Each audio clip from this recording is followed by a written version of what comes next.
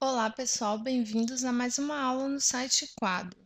Continuando as nossas aulas sobre os modelos atômicos, nós vimos na última aula que o modelo que prevaleceu durante muitos anos foi o modelo de Rutherford Bohr, o- e que o Bohr ele definiu como que os elétrons se organizavam na eletrosfera, girando aí em torno do núcleo.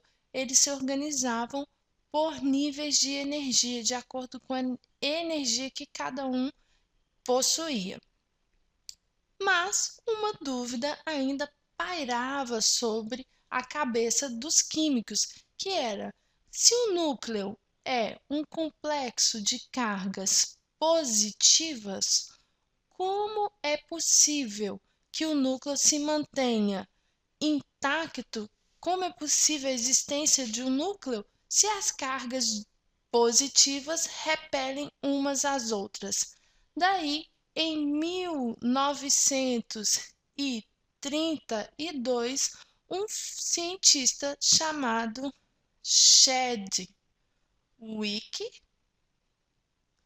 esse cientista, ele provou que no núcleo não existiam apenas cargas positivas, mas que existiam também cargas neutras que mantinham a estabilidade do núcleo positivo. Ou seja, o núcleo, a partir de 1932, ele também foi dividido em prótons, que eram as cargas positivas, e nêutrons, que foi o nome que receberam as cargas que eram neutras, que não possuíam cargas, as partículas que não possuíam cargas.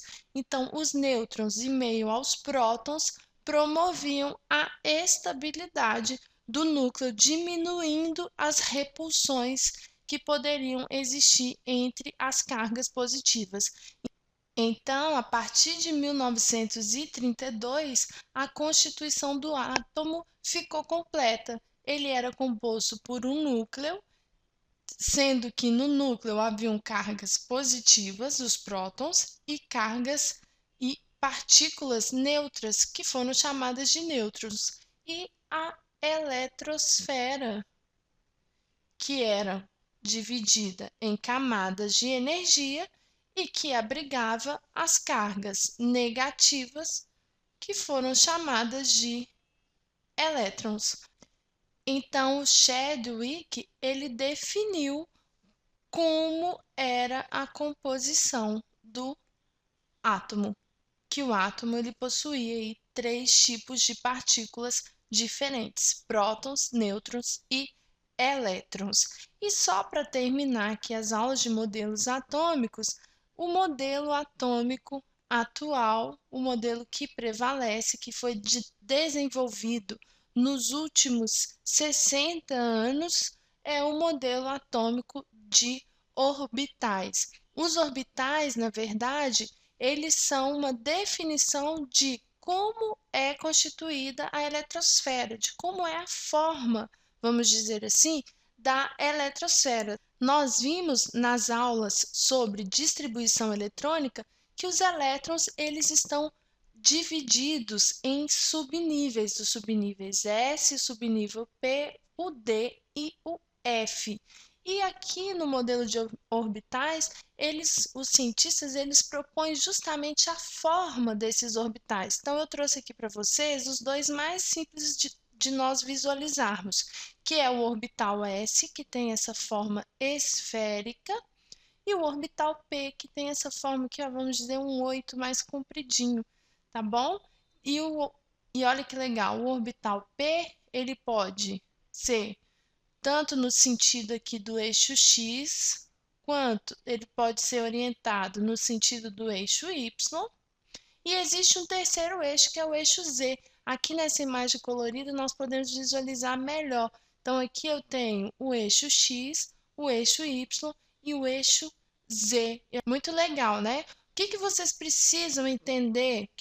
Qual é a principal informação que vocês precisam compreender sobre o modelo de orbitais? é que cada orbital desse, ele é uma região onde nós podemos encontrar o elétron. Então, por exemplo, se eu fosse desenhar para vocês um elétron aqui dentro desse orbital S, eu poderia desenhá-lo aqui. Só um minutinho, deixa eu trocar a cor para ficar mais visível para vocês. Esse elétron poderia estar aqui, ele poderia estar aqui, ou aqui, ou aqui, em qualquer um dos lugares. Lembrando aí que cada orbital S ele suporta 2 elétrons, ou seja, os 2 elétrons podem estar em qualquer espaço denominado como orbital S, sendo que a distância a esses elétrons é a maior possível. Para quê? Para evitar a repulsão. Então, eles se encontram em qualquer espaço do orbital S ou do orbital P.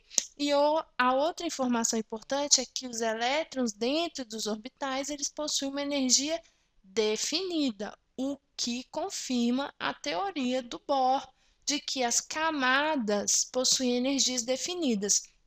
Se os orbitais, os subníveis estão dentro de cada uma das camadas, ou seja, a camada K ela só tem o orbital S, mas a camada L ela já tem o orbital S e o P. Para cada orbital desses existe uma quantidade definida de energia, ok? Espero que vocês tenham compreendido e se tiverem qualquer dúvida, vocês podem compartilhar com os colegas de vocês e também conosco lá na nossa rede em oquadro.com. Um grande abraço e continuem estudando!